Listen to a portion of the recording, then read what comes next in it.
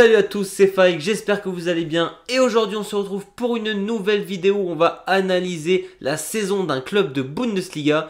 Aujourd'hui on va parler d'un club qui est à fond dans l'actualité, c'est l'Eintracht Francfort avec la vente de leur joueur star Omar Marmoush. Oui, malgré un début de saison absolument exceptionnel, un Marmoush qui a déjà mis 15 buts lors de cette première partie de saison, l'Eintracht Francfort se sépare de son attaquant vedette pour 80 millions d'euros à Manchester City. Alors clairement, un club comme l'Eintracht, malgré que ce soit la star du club, peut difficilement s'asseoir sur 80 millions d'euros. Et d'un autre côté, on peut aussi comprendre la volonté de Marmoush d'aller dans ce club de Manchester où il aura beaucoup plus d'opportunités d'exploser aux yeux du monde et de jouer tout simplement en Ligue des Champions. Et donc la question qu'on va se poser aujourd'hui, c'est est-ce que l'Eintracht Francfort peut encore suivre la cadence en Bundesliga et en Europa League malgré que leur joueur vedette soit tout simplement parti cet hiver. Parce que oui, petit rappel, cette saison, l'Eintracht c'est ultra solide.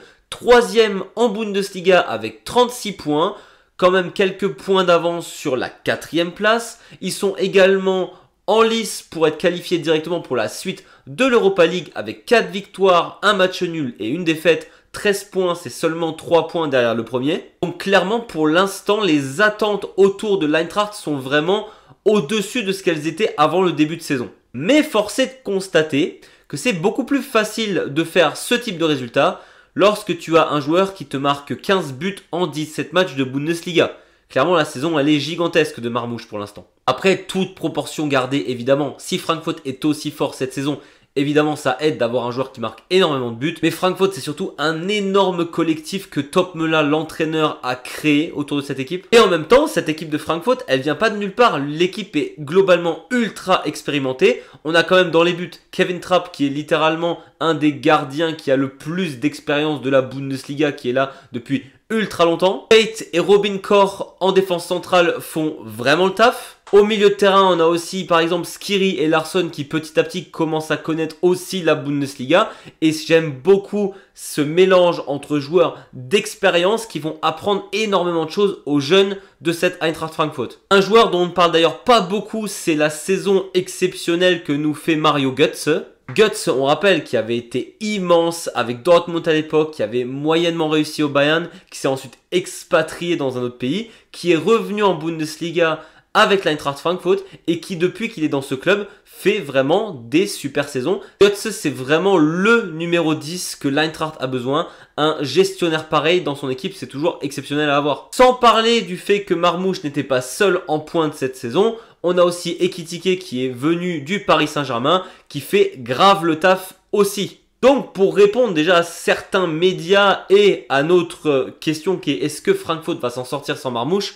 Oui, Francfort a un collectif ultra bien ficelé, a de très bons jeunes, a des joueurs d'expérience. Francfort va pas se casser la figure parce que Marmoush n'est plus là, clairement pas. Mais il y a quand même une certaine réalité. Sans Marmoush, l'Eintracht va quand même perdre une sacrée variété offensive qu'elle avait dans son jeu jusqu'à maintenant. Parce que sur attaque placée, Marmoush faisait clairement la différence grâce à sa vitesse et ses dribbles. Et évidemment, sur contre-attaque, lui et Ekitike, c'était la fête. Et même si dans les remplaçants, on a Knauf et Højlund qui peuvent clairement faire le taf dans cette équipe, ce n'est pas encore au niveau de Marmoush, loin de là. Et donc, malgré que cette équipe de l'Eintracht s'en sortira sans Marmoush, le but maintenant, vu où ils en sont cette saison, c'est quand même d'essayer d'accrocher la Ligue des Champions pour l'année prochaine, essayer d'aller le plus loin possible en Europa League.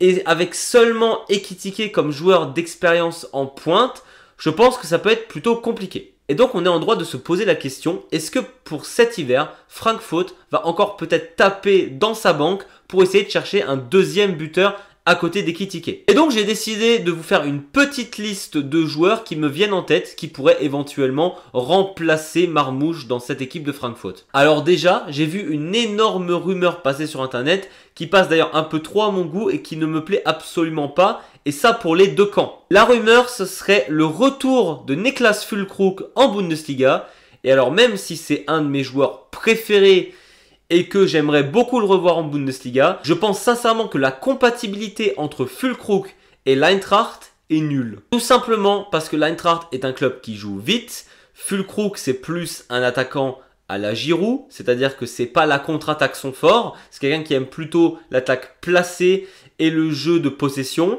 ce que Frankfurt fait beaucoup moins. Frankfurt, c'est un club qui a besoin de vitesse devant, et même si j'adore Füllkrug, la vitesse, c'est pas son point fort du tout.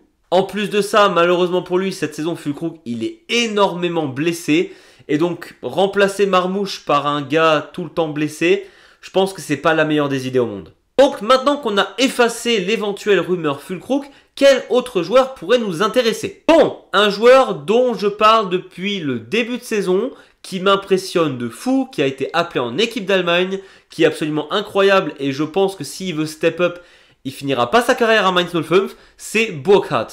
Burkhardt, c'est typiquement le joueur que Frankfurt a besoin d'avoir dans son club. Le gars est rapide, il est technique, il est jeune, il peut encore se développer, il est en train d'exploser, mais peut-être pas au point d'être dans un top club mondial comme Manchester City. J'ai vraiment l'impression que les étoiles sont alignées pour que lors de la saison prochaine, Burkhardt parte à l'Eintracht. Vraiment, je le vois gros comme une maison. Et c'est ça le problème.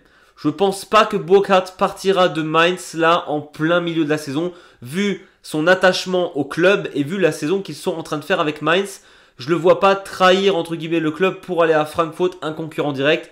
Non, j'y crois pas. Après, il y aurait le même risque qu'avec Marmoush ou même avec Kolo Muani récemment, c'est que les buteurs de Frankfurt sont tellement en train de se développer à une vitesse folle que finalement ils finissent soit au PSG, soit à Manchester City, à voir si Burkhardt vient à Frankfurt et se surdéveloppe, ou est-ce qu'il finira ensuite. Comme deuxième candidat, je l'avais également placé dans mon équipe de la mi-saison, c'est le joueur Amoura du VfL Wolfsburg. On le voit très bien cette saison, l'Algérien de Wolfsburg a un talent immense, un très très bon attaquant, qui joue parfois quand même faux neuf, et je pense qu'avec un Ekitike à côté, franchement Amoura ça serait un fit presque parfait. Il est technique, il est rapide, il a une superbe vision de jeu, et je pense qu'il pourrait totalement jouer avec Ekitike et Götze en pointe à Frankfurt. Franchement ça pourrait être un très très très bon fit. Mais là encore, je vois moyennement Wolfsburg se dire en plein milieu de saison, tenez, on vous donne notre meilleur joueur de la saison, alors qu'on essaye de rejouer l'Europe. Ça, pareil, j'y crois moyen. En tout cas, pour lui, que je ne vois pas non plus surexploser au point de jouer dans un top club mondial, je pense que le fit avec Frankfurt serait vraiment exceptionnel. Et on arrive sur un dernier nom. Ce dernier nom ne vient pas que de ma petite liste, de ma petite tête où je me suis dit « Waouh, ce joueur pourrait ultra bien fit avec l'Eintracht », c'est Mathys Tel du FC Bayern. Alors, le cas Mathys Tel, il est plutôt très compliqué. Déjà, actuellement, même si Mathys Tel, c'est un joueur que j'adore, l'international français, c'est vraiment un jeune avec du potentiel où je crois encore qu'il est capable de devenir un top joueur mondial, j'y crois encore beaucoup à ce projet Mathys Tel. Par contre, l'Eintracht a besoin de gagner tout de suite. C'est pour ça que je parlais d'un Burkhardt ou d'un Amoura qui, d'après moi, ont plus d'expérience que Tel, parce que même si Tel joue au Bayern, il joue pas vraiment. Devant lui, il y a Harry Kane. Et sur les côtés, il y a Coman, il y a Gnabry, il y a Sané. Et il y a Olise qui est arrivé. Autant dire que le temps de jeu, il n'y en a pas beaucoup. En plus de ça, même si j'adore ce joueur, je le répète, il n'a pas non plus prouvé énormément. Il y avait une grande phase en début de l'année dernière où à chaque fois qu'il jouait, il amenait un impact de fou. Ça s'est quand même vachement calmé depuis. Et donc, Burkhardt et Amoura qui ont plus d'expérience que Tel seraient un meilleur fit. Et je me dis qu'il y a plus de possibilités que Tel vienne à Frankfurt. Déjà parce que je pense qu'il commence petit à petit à en avoir marre de cirer le banc à Munich. Même s'il n'arrête pas de dire qu'il veut faire sa place à Munich et prouver qu'il en est capable. C'est une mentalité géniale. Après, si tu veux évoluer, il faut jouer aussi. Et actuellement, Mathys Tel malheureusement ne joue pas. Et donc l'envoyer en prêt dans un club de Bundesliga, le Bayern a déjà fait ça avec plein de joueurs et ils le font encore actuellement. On a un joueur qui joue à Heidenheim, on a un qui joue à Stuttgart, Gnabry à l'époque avait été envoyé au Werder Bremen, enfin bref, à Hoffenheim aussi. Le Bayern le fait souvent, donc pourquoi pas envoyer Mathys Tel, prendre de l'expérience dans un club et pourquoi pas à Frankfurt qui a des vrais besoins actuellement. Alors oui, là le projet ça ne sera pas de créer une superstar. Après on sait jamais, si Frankfurt le prend en prêt jusqu'en fin de saison et que Mathys Tel nous prouve qu'il est capable d'être un top joueur avec une option d'achat, Frankfurt peut-être fait le braquage du siècle. Ce transfert de Tel, c'est vraiment quelque chose qui me traverse l'esprit où je me dis les deux clubs sont gagnants. Si Francfort, ça ne fonctionne pas pour eux, tant pis, ils le renvoient à Munich. Si ça fonctionne, ils peuvent peut-être l'acheter. Mathys Tel gagnera de l'expérience. Alors oui, effectivement, tu n'auras pas l'équivalent de Marmouche et en même temps, ça serait très très compliqué d'avoir quelqu'un qui te plante 15 buts en une demi-saison là en hiver, ça va être très compliqué. Et comme on l'a dit tout à l'heure, l'Eintracht Francfort n'était pas Marmouche dépendant. Oui, c'était lui le meilleur buteur, oui, c'était lui la star, mais tu as quand même un très bon collectif, tu as Ekitike qui est encore là, tu as Højlund qui peut sortir du banc. Il n'y a pas vraiment de gros soucis. Tu aimerais juste avoir un deuxième gros buteur dans ton équipe. Et en plus, niveau vitesse, Mathys Tel, je pense qu'il pourrait correspondre totalement à ce club. Alors oui, évidemment, on va pas commencer à faire tous les profils des clubs en Europe qui pourraient intéresser Francfort. Je sais qu'il y a aussi un jeune de Naples qui intéresse actuellement l'Eintracht. Je pense pas qu'ils arriveront à l'avoir. Malgré tout, je pense que Tel pourrait être un fit parfait pour cette moitié saison. Et essayer de choper Bourg-Grad cet été pour eux, ça serait vraiment le top du top. Maintenant, est-ce que l'Eintracht réussira à garder la cadence jusqu'en fin de saison avec le départ de Marmouche? Je pense évidemment que ça sera un peu plus compliqué parce que tu dois un peu adapter ton équipe. Néanmoins, contre Dortmund, ils nous ont prouvé qu'ils n'avaient pas besoin de Marmouche pour éclater une grosse équipe allemande. Enfin, une grosse équipe. On a parlé hier de Dortmund, ça va pas trop bien. Mais c'est vrai qu'avec Stuttgart qui pousse derrière et Leipzig qui peut revenir à tout moment en forme, garder cette troisième place, ça va être très difficile. Je pense même sincèrement que Stuttgart va rattraper Francfort à un moment donné. Mais je vois bien Francfort accrocher une place européenne l'année prochaine. En tout cas, on leur souhaite. Et si Leipzig peut faire une petite saison sans Ligue des Champions, ce serait pas mal non plus. Voilà, c'était tout pour moi. J'espère que cette vidéo vous a plu. Si c'est le cas, n'hésitez pas à mettre un petit pouce vers le haut ou à vous abonner si ce n'est pas déjà fait. Nous, on se retrouve très très vite pour de nouvelles actus Bundesliga. Et d'ici là, je vous dis Servus!